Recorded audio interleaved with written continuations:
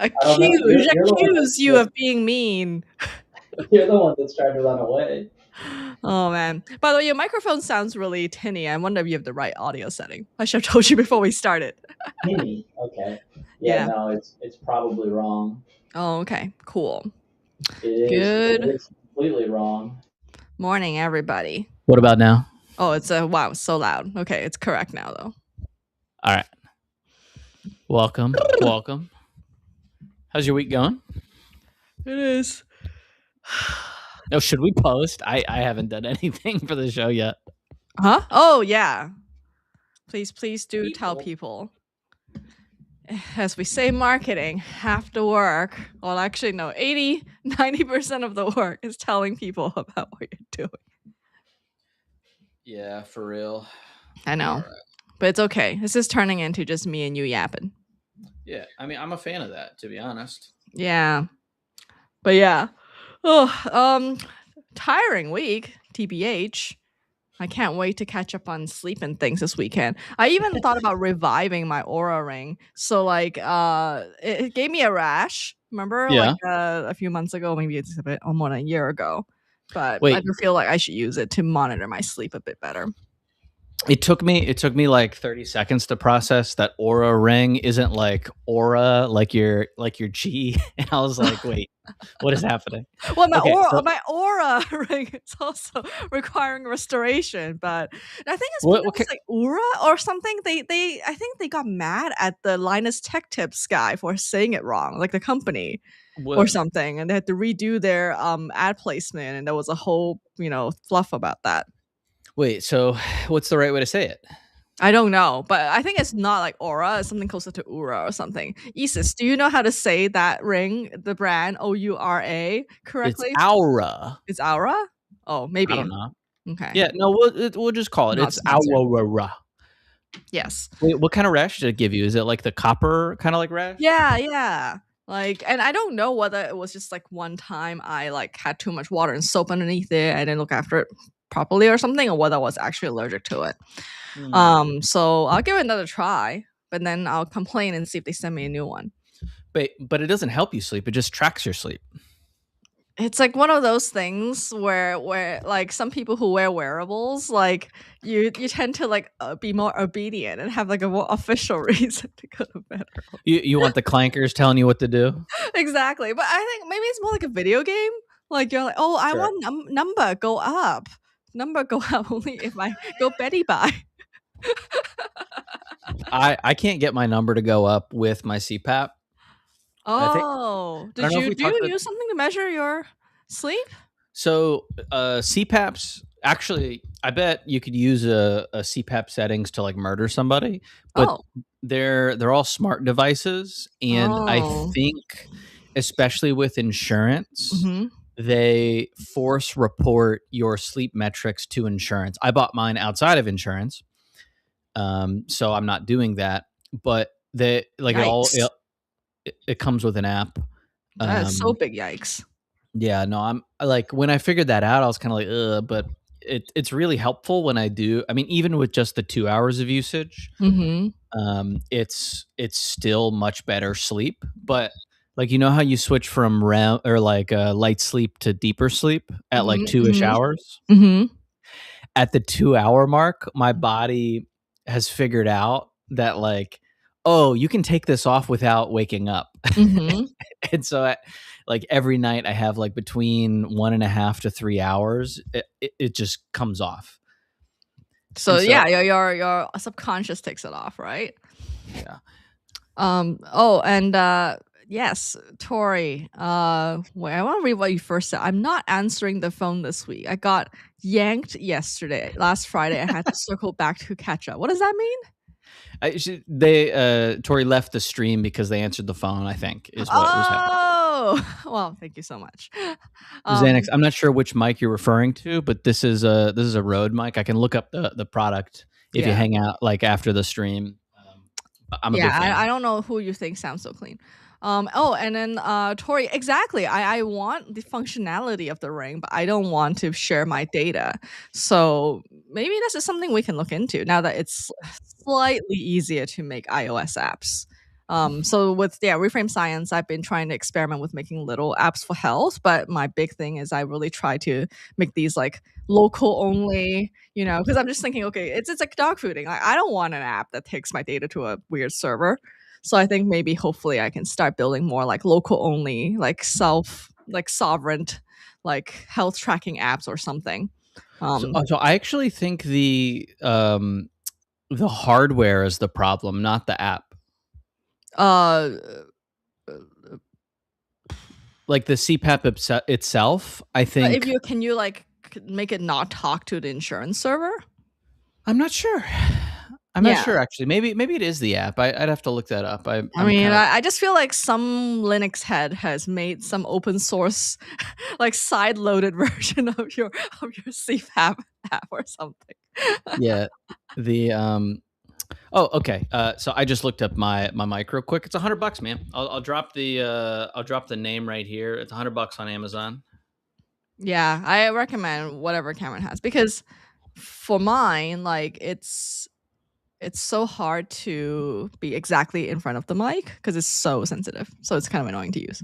Yeah, although I mean I am kind of doing a little bit of a anytime that I talk to someone who's like a videographer type of person that has watched our show, they're like, I love that you hold the directional mic. Oh yeah. Because it's supposed to go on top of the camera, right? And the thing is very charming and cute. Yeah, and so it's a little bit like it's not quite a little like little bro energy, but it's almost there. It is a little bro. Oh, so then maybe we can get on to a topic of today, risk, because Tori brought up it's illegal to jailbreak devices in the US.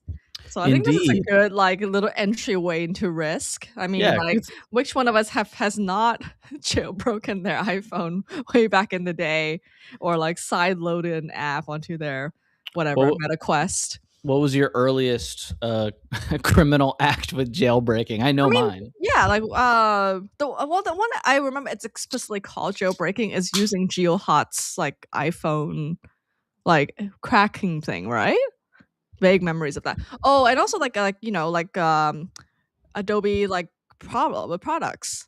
Oh like, yeah, cracking. Like not saying it is me, just saying it is like available. Like in Asia, like you can literally go to a pasar malam, like a night market, and instead of like fruits and vegetables, you also have like an array of CD-ROMs.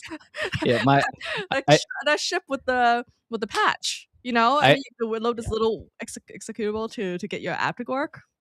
Yeah, I had a friend growing up who his family's from China, and every time he'd go back, he'd come back with like a little satchel full of like bootleg video games, and that was fun. My first was a Game Shark with my Game Boy. Oh, like is the like Game Shark not official? I thought it was an official thing. I mean, it's official in the same way that you can buy like official cracking tools, but it's not from the game companies. Oh, I didn't know that. Because you're hacking the ROMs of these games. So like you can use it to it's for cheat codes, right? Yeah, I mean it's basically like, do you ever have like an N64 emulator on your machine? Yeah, way back in the day. So like, you want to play Paper Mario 64, the easiest way to do it. I mean, I think now they've ported it to the Switch, but the easiest way used to be for a long time. $1 billion. I think they're pretty, like they definitely have like Mario 64, and I bought that for like, I don't know, like $5 or $10 on a sale. Oh, okay. That's not so too bad. It was reasonable. Well, the controls on those games is crazy, but the what was I saying? Oh, but so you're basically going into the hex code of these games and changing values. And so somebody figures out like, oh, the Master Ball inventory slot is this hex code, and then you change the value and it goes from like 1 to 99. Oh yeah, missing number and all those things. Yeah, the people who figured that stuff out is probably some cracked Rust programmer right now. I mean, like, you'd be surprised at how, like, I'm not in any way, shape, or form, I'd say proficient at it, but there's certain techniques that are pretty repeatable, like script kiddie style. Once you kind of understand it, because like hex code, you just kind of like put it into a hex code converter, you know, and then from there you can figure out a bunch of stuff. I see. But yeah, I feel like that's a form of risk that is very variable depending on where you live. Yeah. And like land of the free. Right. And I feel like nowadays it's more like, you know, I don't consider so much the risk of, you know, the legality of it, but more so like I don't want to like cheap out on a creator. Like, for example, if it's an indie creator, I would totally pay and not like, you know, hack or try to find a torrent version or something. But for sure, you know, if it's a massive corporation, it can be a little tough sometimes. I mean, pay indie developers, pay indie creators. If it's a big company, they can probably afford it. But Tori said, Jolly Roger. That sounds really familiar. Was that a cracking tool?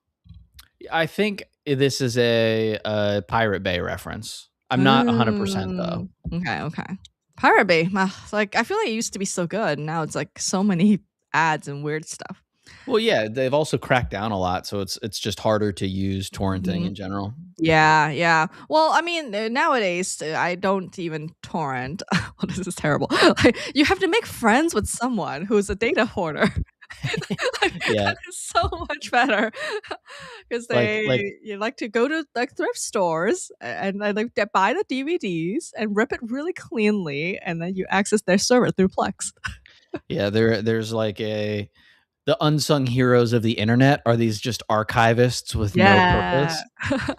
My brother was like that. He had a lot of stuff like that. And then there was like basically always somebody in the military that had, you know, like a 2 terabyte hard drive full of just movies and whatever else.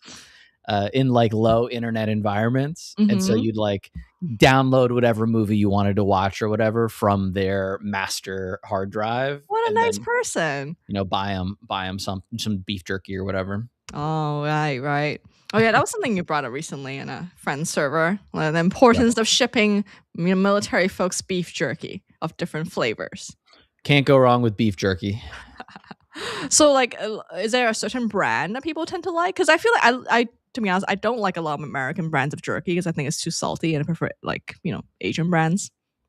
Yeah, I mean, I think it's less about like everybody has favorite brands of beef jerky, but what I found is you kind of end up eating the same kind of stuff a lot just because you know, that's just how it works when there's a austere supply environment. And so the variety is more important than any particular thing, right? Because if you've been eating one kind for 2 weeks, a new packet, even if like it's not your favorite, you're like, it's different. Got it.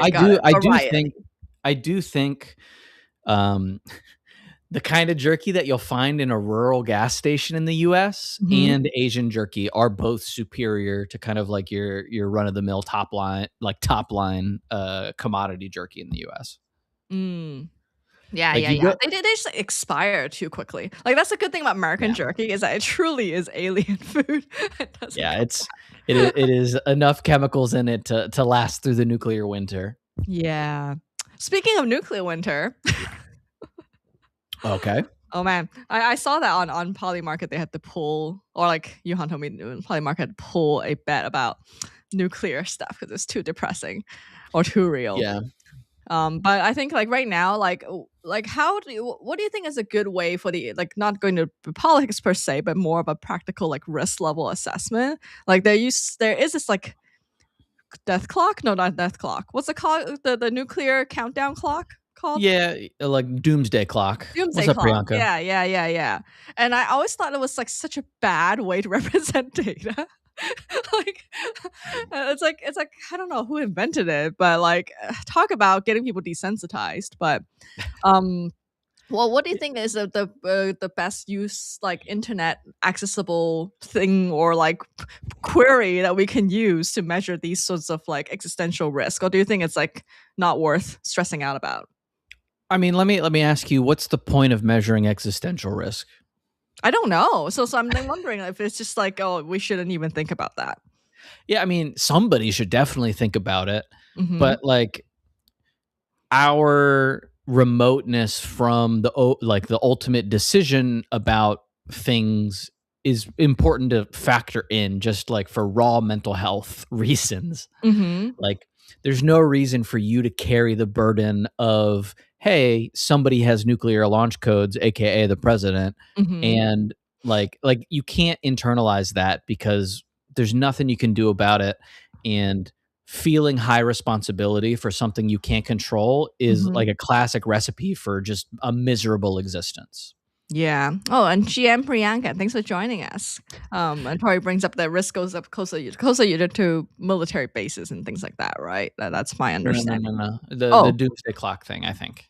Oh, okay. Got it. And so, like, 6 minutes to midnight is more dangerous than 10 minutes to midnight, whatever. I like seconds. But wouldn't we run out of like minutes and seconds very soon? Yeah. Like, I mean, like, it just doesn't make sense because you always have to like backscale it according to like how much you have left. So it's like not even a linear scale. Yeah. I mean, I think it's like one of those things where nobody really pays attention to numbers anyway.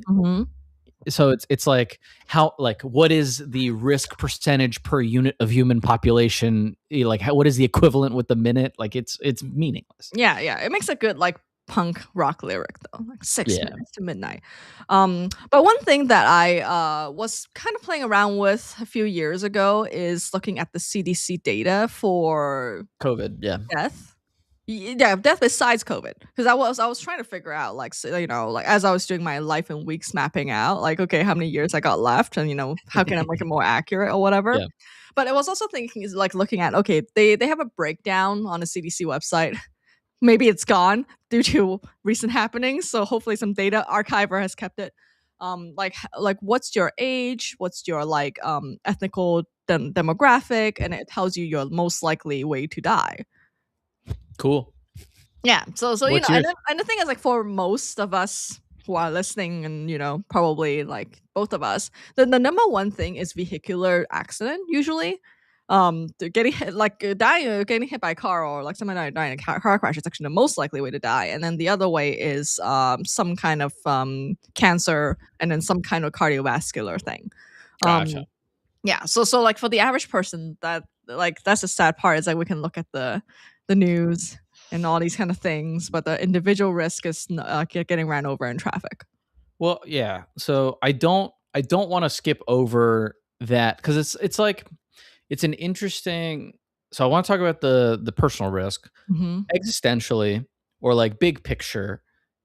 I think it's really important to find a balance between like what is useful to you to understand and what isn't.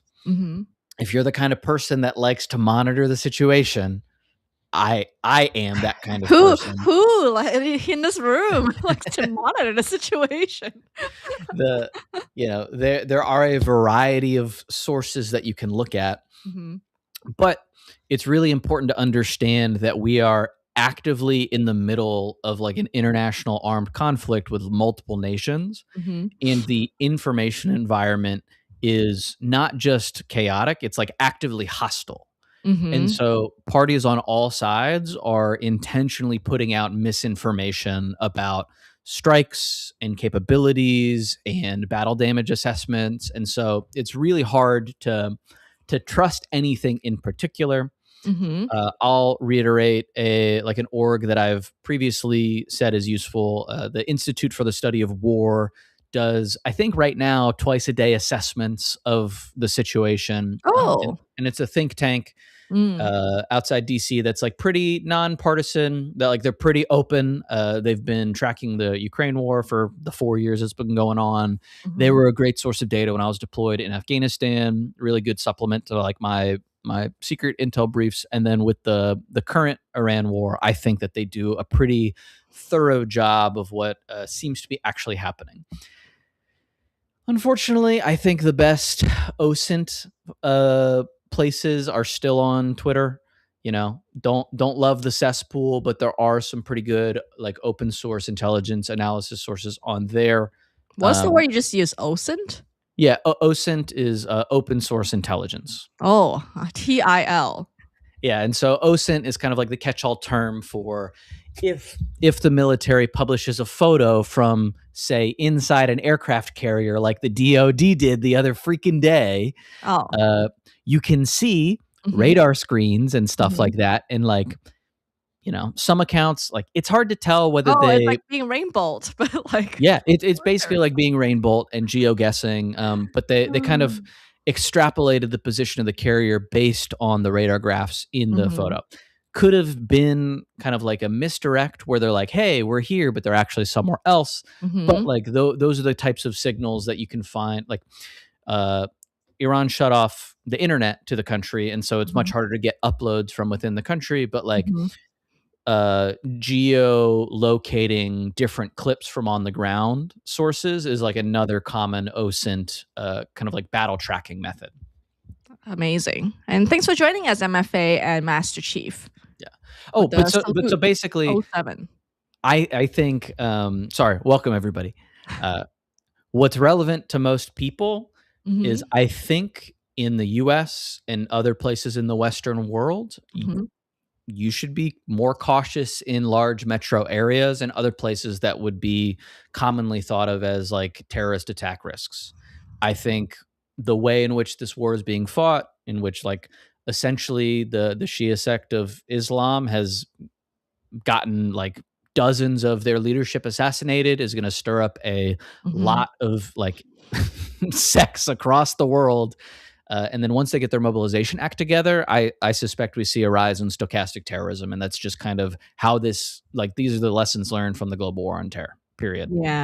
Yeah, I think so. Well, I've been trained from young to not really go to crowded places. Is that a Yuhong thing? No, it is my family thing. Oh, trained from young, not Yuhong. Got it. Yeah. I don't think. Well, the thing is, like, Yuhong's just in the woods, so that's fine. Which bears other kinds of risks, but like, because. But the funny thing is that, like, growing up, it's because in Hong Kong, being trampled to death is an actual risk. True. Because it was such a like crowded place. Like if you go to like especially like nightlife and stuff like that. Not that I did as a kid, but in the news you would see that in New Year's Eve, like there was a panic and there was a stampede and people got like squashed to death, and that's just a thing that happens. Yeah, that's scary. Yeah. So try not to get trampled to death. Please look up the ways in which you can chicken wing yourself to prevent being trampled. Dang. Do you know about that? I mean, I know how to make space. But yeah.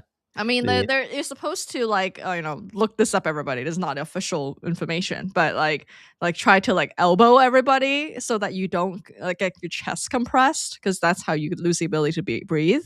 And then like be willing to be lifted up, almost like in a mosh pit. Like, like don't try to like stand on the ground, because in a way that gets you like falling over better, like more likelihood. Yeah, just try to just go with the crowd and just surf the crowd out of it. Hell yeah. Yeah. Also, welcome. I don't know how to pronounce your name. I'm going to say Zaz Bodler. Thanks for dropping it. Yeah. I love the penguin that's crying while waving at us emoji. Christin, I want to ask, what are your biggest risks in your life? Because I was like trying to think about what makes sense for us to talk about on our show about risk. Like we're not gonna talk about portfolio risk or whatever the heck. Well, but I think there's some idiosyncratic risks that we have that through aggressive self reflection we might have uncovered. What are yours? Well, this is like completely personal to my religious beliefs, right? Or I don't know. Like to me, the felt sense I have, the biggest risk is Groundhog Day. Okay. In the sense that like I have the sense that like I have lived some kind of life before where like I'm repeating certain processes over and over. Like samsara. Yeah, exactly. And I'm like, oh, like the risk is like being thrown back into the samsaric washing machine and having to do it again. So which is very like Groundhog Day like. So to me, like that is the risk I'm trying to decrease through my actions.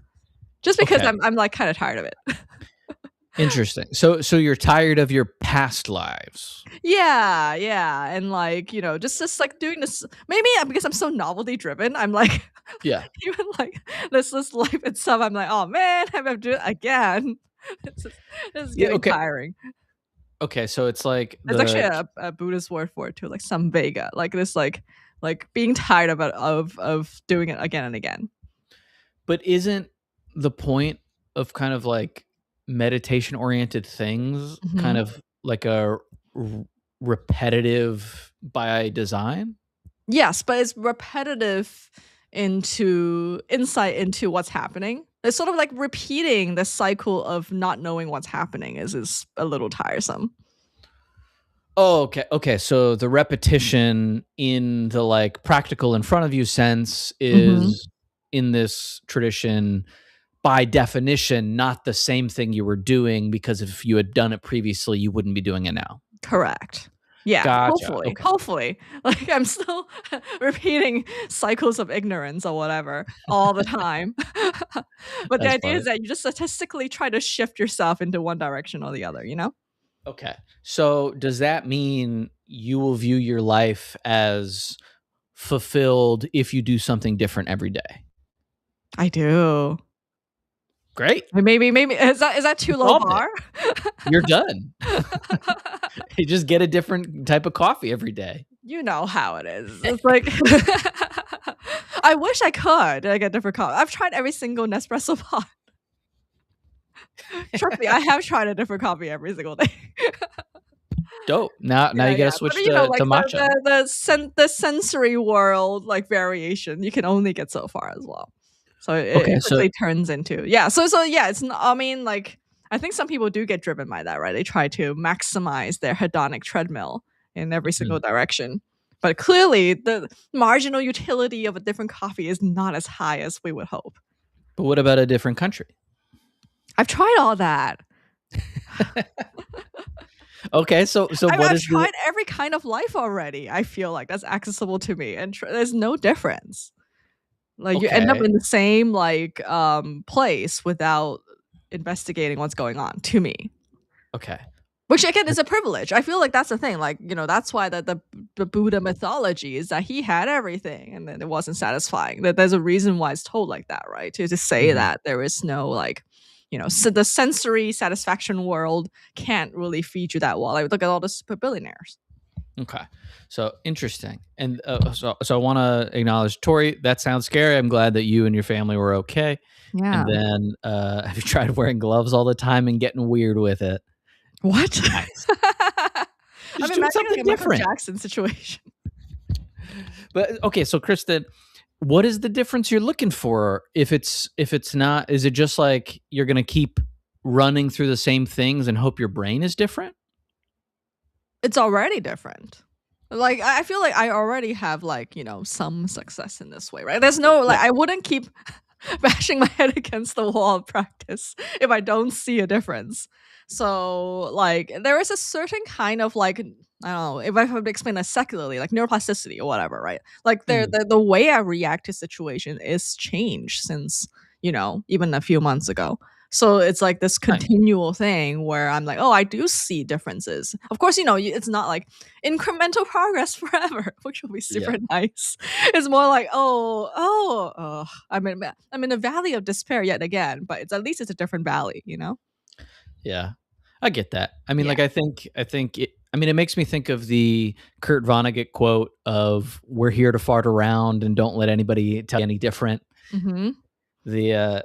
The idea of there's some sort of state that you can get to that ends kind of the process, feels less and less relatable to me these days.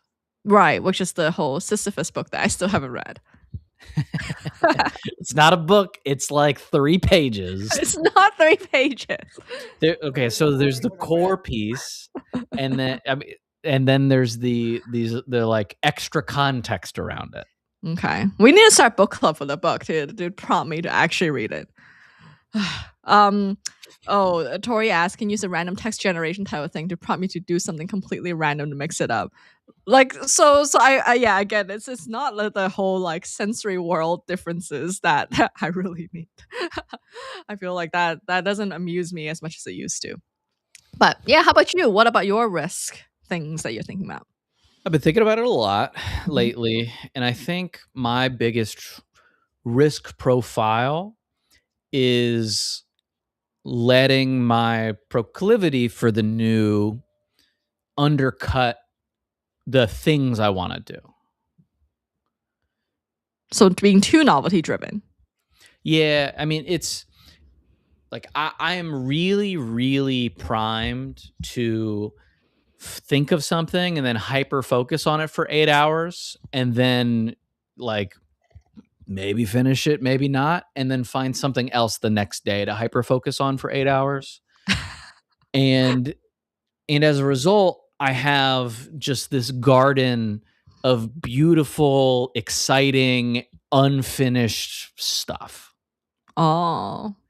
And well, so, I mean, that's so typical of indie developer, isn't it? I don't know. But like the problem is, you know, we talked about this last year. We were calling this phase of life the accumulation era. Mm-hmm. Nothing can accumulate if it isn't, you know, one layer finished. Mm-hmm. And so and I think I've gotten actually a lot better at this in the past 3 months. Mm-hmm. But even so, I'll be, because like in order to become really incredible at something, it takes more time than an 8-hour hyper-focus session. Mm-hmm. And in order to make something on average that is worth more than a tweet's worth of attention, Mm-hmm. you have to work on it for a good amount of time. Mm-hmm. And so I keep getting locked in like a day-to-day samsara of, okay, I go through this motion of starting a new project, framing it out, getting it going, and then I like solve what needs to be done. Mm-hmm. And the finish piece, or like the, you know, the last 50% piece, I'm like, well, that's boring because I already know what I'm going to do. And so I move on to the next thing. Wait. But the last thing is distribution. No, I mean, like, yes, in the sense of, okay, I know I gotta, you know, post about it 100 times. Yeah. But knowing I need to post about it 100 times scratches the same mental itch as having posted 100 times. So I'm like, oh, I'm done. I'm not like, I know I'm not done, but my brain is like, you're done. Why brain? Why? You know you're not done.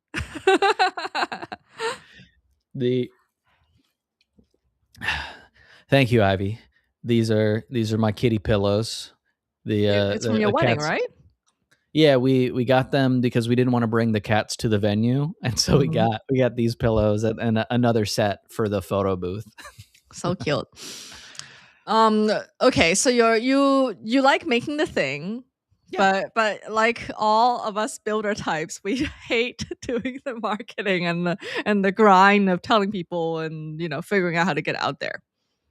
Yeah, I mean, it's not even that. It's like that's part of it, but I actually stop before that part because, you know, the last 50% of the project is just executing on the plan.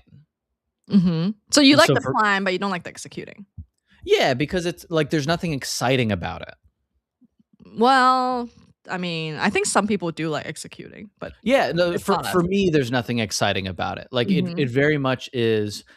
Like, I would love to be able to hand off the last 50% of stuff to something and then it just like get done and then I come back in.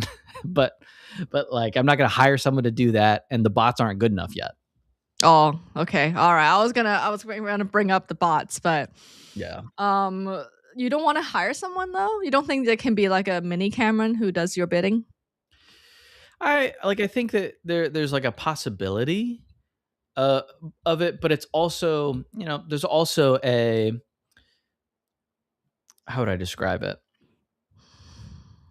Even somebody else finishing it like doesn't give me the burst of satisfaction because it truly is. It's like, I don't know. It's kind of like the kid who opens up the assorted chocolate box and then just takes a bite out of each chocolate, and they're like, "All right, that was great. I tried them all."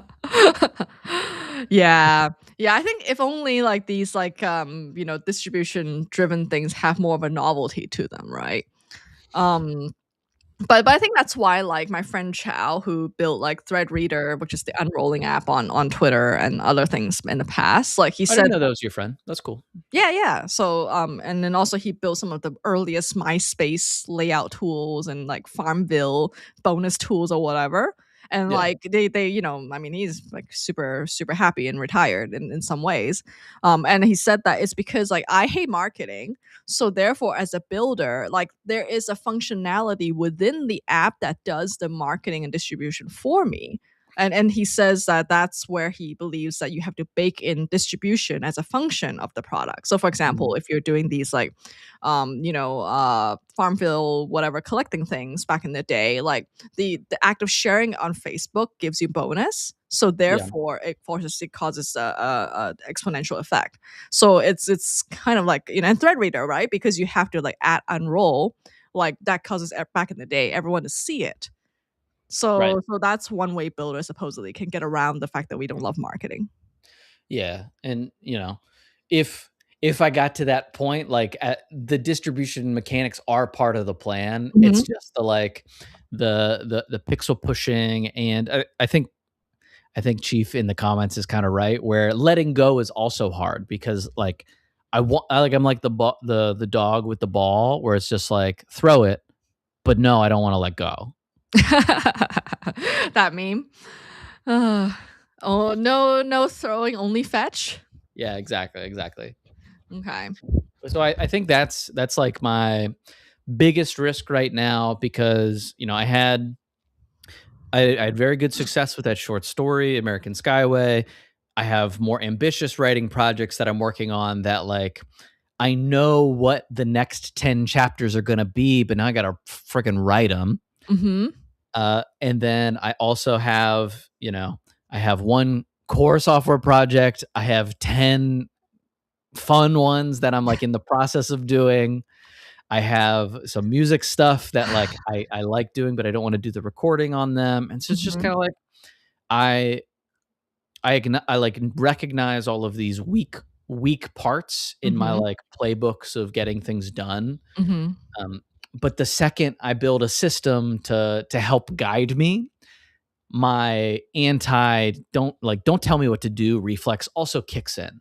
So I like am a little bit at a loss for your what pathological demand avoiding yourself. Yeah, I mean is that what it is? Is demand avoidance? I don't know. That's supposedly what they call it these days, right? On the internet. I don't even know what's a psychological term or something people just made up. Like I call it reflexive rebellion. Right? Like a boss tells you, hey, it has to be done this way. And even if it's the right way, I'm like, screw you. And so it's also yourself. Yeah. And I am literally doing that to myself. Same thing with drafts. I'll like get a draft of like a essay or whatever, 80% done. And I'm just like, I know what I'm going to say. I don't want to do the last 20%. It's just kind of like, ugh. I like how in the chat, most Master Chief and Tori are talking about muses at the same time. What kismet. But I didn't know that you can hand it off because technically the product is a collab. That's actually maybe kind of healthy because we're not like putting too much of the self and ego into the creative project itself. Well, that's the third risk is I tie everything I do deeply with my identity.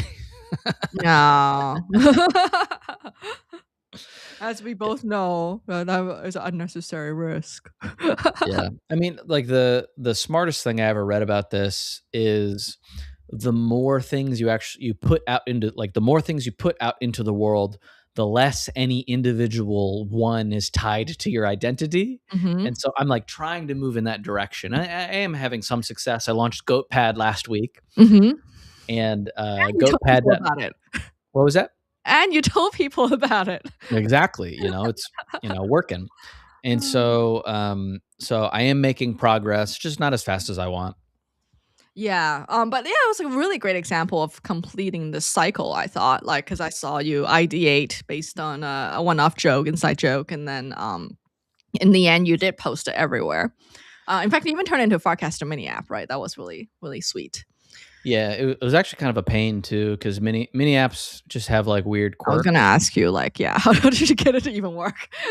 Yeah, I mean, basically, naturally, the mini app doesn't want to let you download stuff from the mini app. Yeah. And so I built a kind of like a way to open a URL that lets you download stuff, which is, honestly, like maybe a little bit of an oversight in the patterns, but there's only so much that you can do.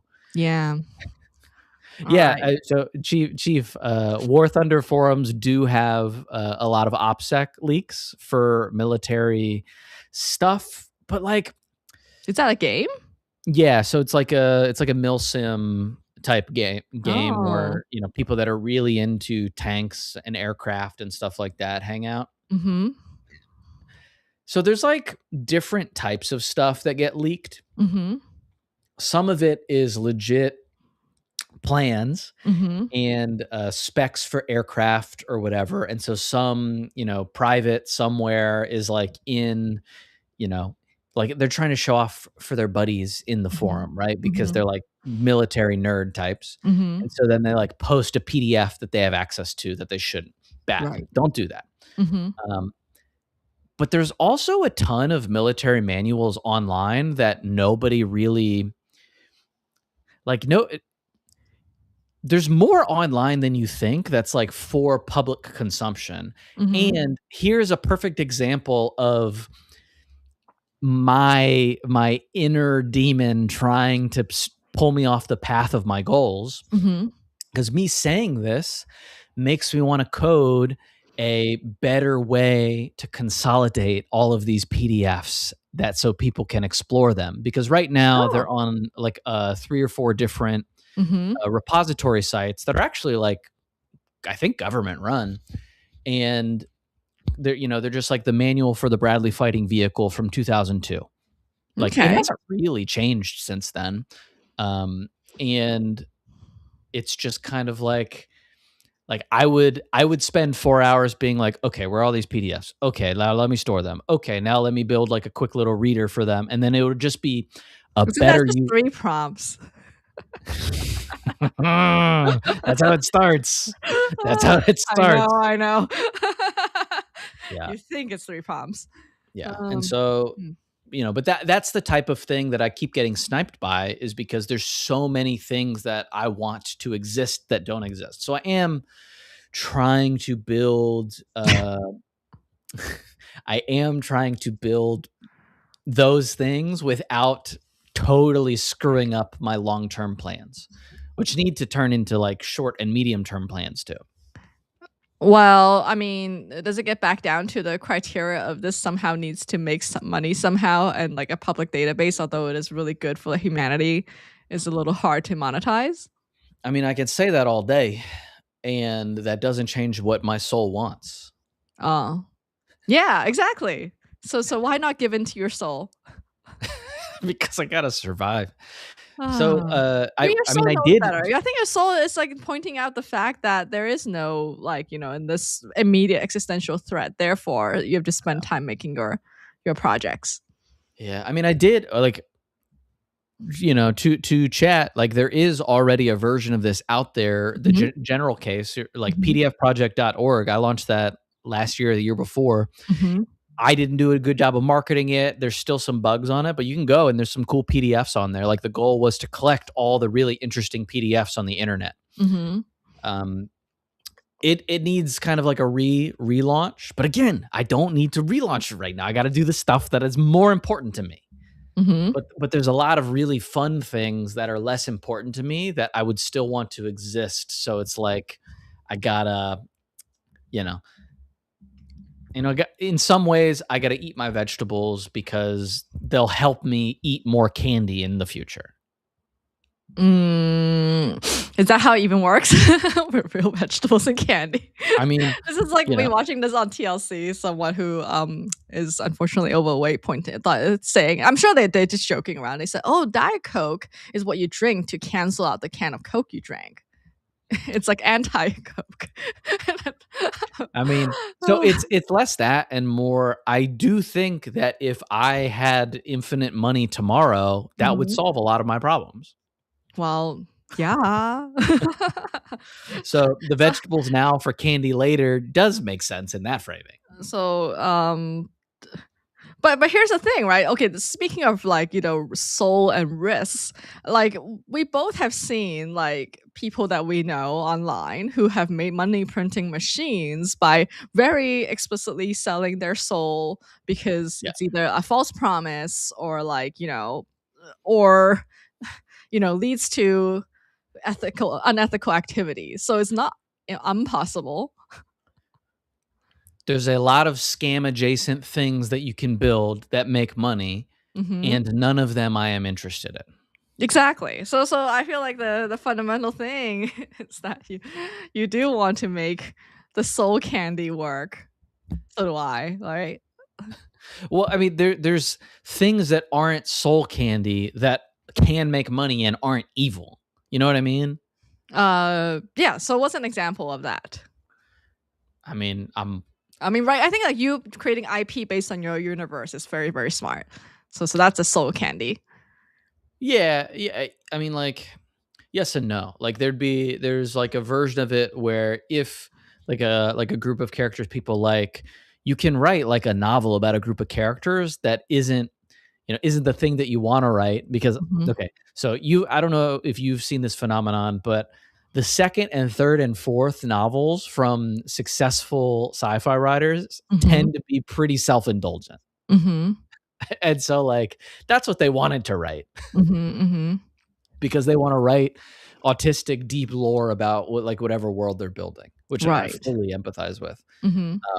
But like writing it's like the equivalent of directors back in the day, being paid to make another Western because people would go see the Western or whatever, even if their passion was something else. And I think there's like a balance between those two things where it's not totally at odds with what you want to do to make another Western, but also it's not the thing that you want to do. Like I'm in the era where I want to do these things that aren't totally at odds with what I'm doing, but it's very hard to stay focused on those when I can make another, like military PDF discovery thing. Like, wait, so what is your main project that you think can make money again? What's the latest version of this? So, I mean, it's tapnext.link, which is effectively a call to action page for people like creators, business, like online businesses, basically anybody that has like some sort of thing that they want people to do for them online, which I'm still working through the bugs on that. Again, it's the 20% that is like, the concept is there. It basically works, but it like doesn't work in the launchable form yet. What kind of bug is it causing? I mean, there's probably like, after the call. the page setup interface like doesn't, it doesn't work. Like the usability of it isn't where it needs to be for like an initial launch. Got it. But I know what I want to do. I got to go in there and do it. And so like I keep doing the thing where like you got a pile of laundry there and then it ends up being there for 4 weeks. You know what I mean? So yes. I'm in like that phase. Well, like so with laundry, right? Do you believe in the in between state container where you put the clothes that are not quite dirty? Kristen, I am a prisoner. Don't even have that. I am a prisoner of my in between states. You just need a pretty container to put around. Kristen, there's one on this chair over here. There's one on my bed. There's one underneath my shelves. And then there's also some hanging on the side of the laundry basket, all in different states of when I'm allowed to wear them. Because that's just how my brain works. Yes. I mean, I think we all do that. Not everybody does that. You think so? No, that's not an everybody thing. Oh, okay, chat. Do you have a place or like places where you put clothes that are not quite dirty and not quite clean? Let us know. Do you have inside clothes? Do you have inside but doing stuff clothes? Do you have only couch clothes? Do you have outside? You know what I mean? Like that, like. Yeah. So okay. So it sounds like it's very unpleasant to have items in between states. But that's the thing, right? Right now with Reframe Science, like I'm annoying you and Chow with like, here's a not finished build that I made using even the web version of Cloud Code. Which, by the way, I need to switch to the remote control version of real Cloud Code. Which is that what you did, by the way? Like No. you can set it up and you can walk away, and then if you set up /remote-control as a skill, you can actually still continue on your phone. I mean, And you it can do would that pick it without up. the skill. Oh, really? Yeah. Oh, okay. Well, anyway, so I learned that yesterday. But I'm making these like mini health apps, right? But like, here's the thing. I'm very conscious every time I'm like telling you both. I'm like, so I finished this part, but I actually have this other thing that I think people need to start working on that, right? But like, my goal is to not like.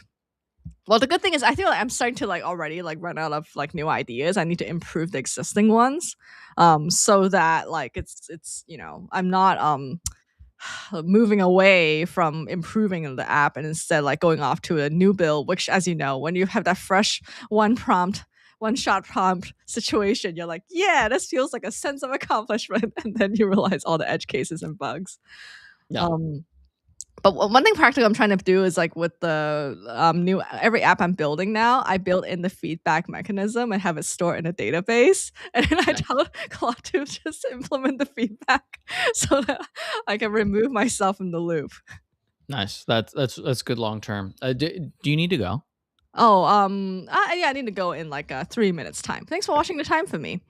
And people who wear sweatpants, RIP. I mean, so that was now. nice. That was nice about being in the Army is I didn't need to. Everything was dirty all the time, and so I just didn't have the RAM. I just didn't need to worry about what I was wearing. Also, and so it was just kind of like a lot of the decisions were already made for me. So I was a lot chiller. Right, and now you have a spit up machine that creates more dirty laundry. Yeah. Okay. Well, we explored lots of different risks today. I feel like we haven't even talked about so many more things related to this topic. Yeah. But we can potentially talk about it more next time. All right. All righty. Good seeing everybody. For Thanks for dropping by. Bye.